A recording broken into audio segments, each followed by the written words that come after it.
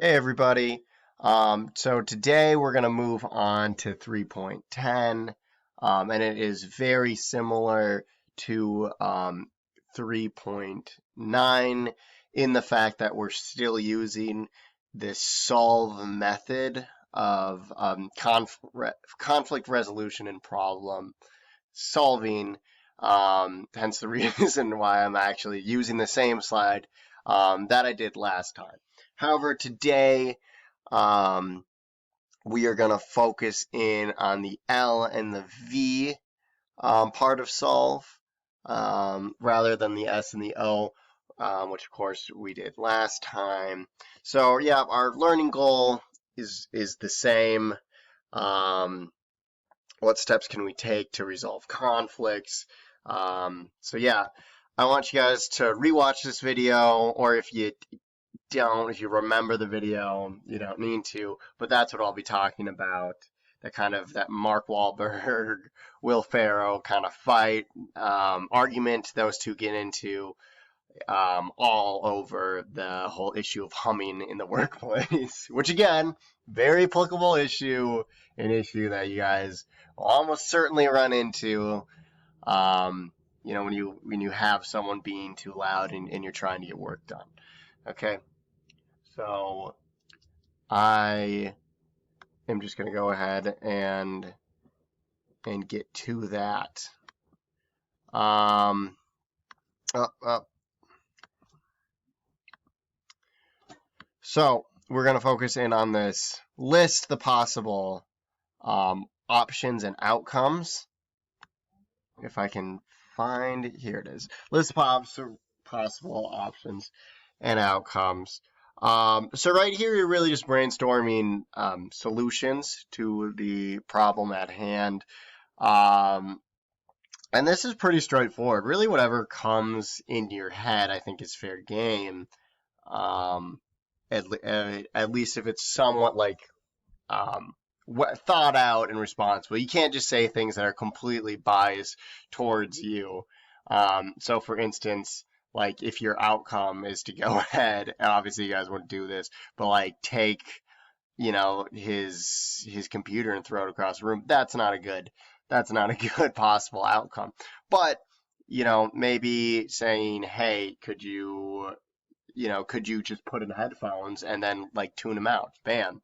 That's a very reasonable possible solution. Do you go ahead and kind of like what you saw in the film, but do it well, like we talked about last time? Go ahead and just talk to him, which I would always say should be one of your first steps. If you can't just find a way to kind of navigate that without any sort of conflict, because really, if you just put in your headphones in this particular situation, the problem could be resolved right off the bat. But sure, you know what? Go ahead and talk to them. Have a reasonable, responsible conversation. Use those I feel statements. I feel like you are being too loud and it's distracting me from my work. And for the most part, people will be understanding about that. Like Will Ferrell was in the film, that little snippet we just watched. And then, in a workplace setting, if you have to, let's say you talk to him, or maybe you tried the headphone thing and it was too loud, then I would go ahead and maybe tell your boss, but tell him all the things you've already done, him or her, like, hey, you know what, I've um, tried putting in headphones, the guy hums so loud it doesn't even work. I have tried talking to him, but he was really unreasonable about it and got argumentative about it. Um, so yeah, go ahead and before you get to that step of telling someone else, make sure you're taking some steps for yourself, if that makes sense. And then make sure you tell your boss or whoever is in that position about that first. Okay. Um, so then, well, I'm gonna go back to the solve. Um, Voice your choice and act. What is the optimal solution? So really, so the L part is you're just listing the outcomes. You're just telling people. Well, really this part's just think of the L part as just a brainstorm. Just telling them about what are some good ideas. Just weighing your options. and then kind of considering what the consequence of each is going to be. Then if V is where you hone in on the best option.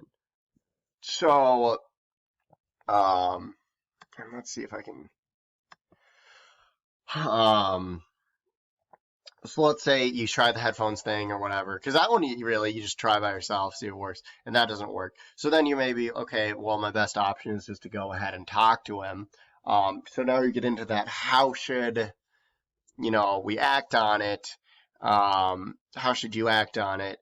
Go ahead and, like I said, be reasonable, be understanding, but tell whoever you're having that conflict with your concerns. So don't yell at them like they did in the film. Say, hey, you're being too loud. I cannot concentrate on my work, and it's making things a lot more frustrating for me.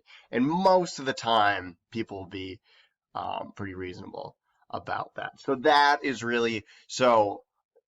The V part is where you pick the best choice out of your the L from the L stage. So this, you're just listing what the possible outcomes are, weighing what might happen, in your head.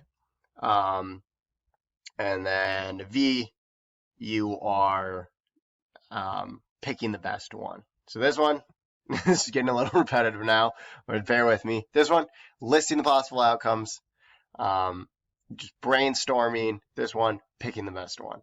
Okay, so again, I would like you guys to go ahead and watch the Chandler Monica problem video where Monica starts giving Chandler too hard of back massages, and then kind of how Chandler uses the L,